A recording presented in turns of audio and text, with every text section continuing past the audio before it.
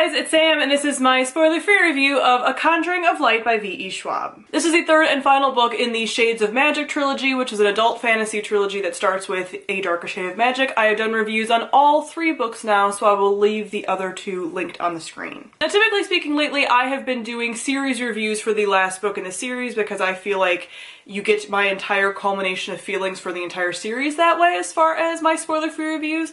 But with this one, I feel so differently from the first two books in this series. I am shocked. I am frankly dismayed. So that is why I'm not doing a series review for this one, because my feelings on the series are a very tangly, twisty mess. So let's just get into this book.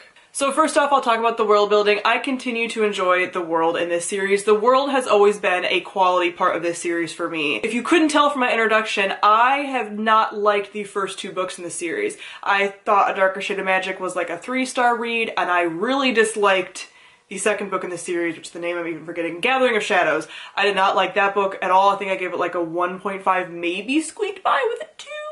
But I did not have a good time reading that one. So I didn't even plan on reading this last book until it got nominated for the BookTube SFF Awards, and I bitterly decided that I would read this one, which I actually read on audio, which is how I read the second one as well. And the one thing that has been the stable throughout the series has been that I've liked the world. I think these worlds are really cool. There is parallel Londons in this world, and so there are 4 different Londons. Grey London, which is our world, Red London, which is the magical world, White London, which is a London that has lost magic, and then Black London, which got closed off from the rest of the Londons years ago because it got kind of like consumed by magic. So that is the dynamic that's going on, and the main characters in here are characters that can pass between the different worlds, and that is a whole fun time, and it causes lots of trouble, obviously. But since I don't have much to really say about the worlds, let's get into the characters, because the characters are what changed the most for me, and my opinions on them is what changed the most for me somehow magically. So I ended up really enjoying the characters in this. Now, in the first two books, I was neutral on Kel, and I'm still kind of am, and I really didn't like Lila, and I still don't. But they are both less insufferable than they used to be. I don't know if I just went in with such low expectations for this book that I just was like, you know what? I'm gonna be okay with you. This is fine. This is fine. So I think that I've just either gotten used to them, or they're a little less insufferable in some ways. Lila is still like this self-insert character for the author. The author loves Lila like way too much in a way that you can tell, and it just like, it rubs me the wrong way. But for some reason, she's kind of come into her own in this book, and I am okay with her now. Like, I'm okay with her annoying confidence. I'm okay with her snark. It's just like, it's finally kind of come full circle, and I'm like, all right, we're good. But ultimately, the shining stars, I think, of this series are actually the side characters, and those are the characters I love way more, and I've always loved way more, but there's more of them and more meat to them in this last book, and I really enjoyed that. So Rye and Alucard have always been my favorite characters in this series. I also really enjoy Holland, and all of them get a lot more fleshed out with this book, especially Holland and Rye, I would say. This feels like Rye's book. The first book felt like a Kel book, the second book was a Lila book, and the third book is a Rye book, and I think that's, again, one of the reasons why I loved it so much. There was a lot of focus on him and his character growth and his character arc especially, and I really enjoyed that. There's also a lot more information that you get about like his parents and some of the other magicians around, and that was just an element that I really enjoyed as well. Everybody feels fleshed out, real, complex. You get more of their backstories. That was all stuff that I would have liked earlier on in the series because I just attached to that so much more with this book. Additionally, we have a villain in here who actually does significant damage. I feel like in a lot of series you have this villain that is built up and then they don't really do much of anything. Like, this villain is here to wreck shit.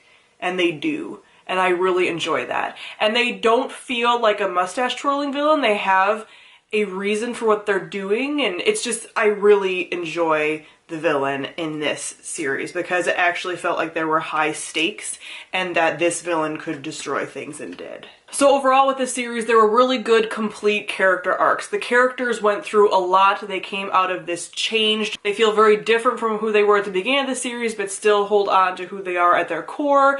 They just went through so much and changed so much, and I think that's, again, why I liked this book so much more than I was expecting to, because we actually got the payoff from the first 2 books. Lastly, let me talk about the plot. Now, I've talked before with the first 2 books that I felt like all 3 books could have been 2 books, and that I think is true.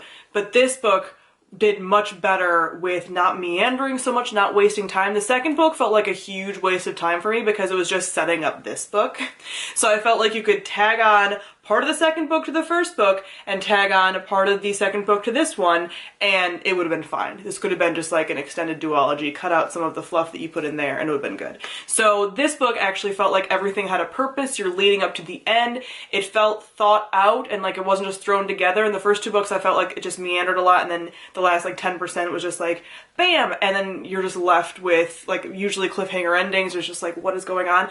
This book felt actually thought out, well-paced, and like I said, was exploring all those characters, but also still had a lot of action, which I really enjoyed. Since there is going to be a spin-off series, there was this kind of like bittersweet ending. I really enjoyed the ending. I liked that this was a really compelling finale. This is the kind of finale that I like seeing. I've talked about my problems with finales many a time before, and this is one of the best finales that I've read this year, right up there with The Stone Sky by N.K. Jemisin, which is a triumph. So the fact that this is like up there, it doesn't beat it by any means. It's not equal, but it's up there with that, speaks to how much I enjoyed this and how well I thought it was done. There was consequences for characters, consequences for actions, there was loss, which needed to be in this kind of world with all the buildup and stuff, and I was so afraid there wouldn't be that, and there was, and everything kind of culminated really well. And like I said, since there is sort of a spin-off, which I think is following different characters, but will feature some of these characters potentially, then there is this kind of this like bittersweet ending to it. So not everyone gets a perfect happy ending. There's still some questions left unanswered, but not in a way that's annoying where you're like, wow, you dropped 3 of these plot threads completely. It's stuff that's like, it's wrapped up for now. We're probably going to get some more on this later, and I really liked how well that was done. So before reading this book, I definitely was not going to read the spin-off series. Now, I think that I might. I don't know. It's a change for me. But overall, do I recommend this series as a whole? I'm also not sure, because I do not think the first 2 books are very good. I know a lot of people enjoy them. I just personally don't think they're worth it. If someone would have told me, this is going to be one of your favorite finales, but you have to get through 2 books you're really not going to enjoy, I don't know if I'd do that necessarily, because there's a potential for no payoff because that person could be wrong. So I don't know how I really recommend the series. I think that if you have read Gathering of Shadows and you didn't really like it that much, but you're like okay with wrapping up the series, give this one a try and see if you like it more. I don't know. But that's kind of how I feel about the series, where I'm just like, I don't like the first 2, but this one was so good.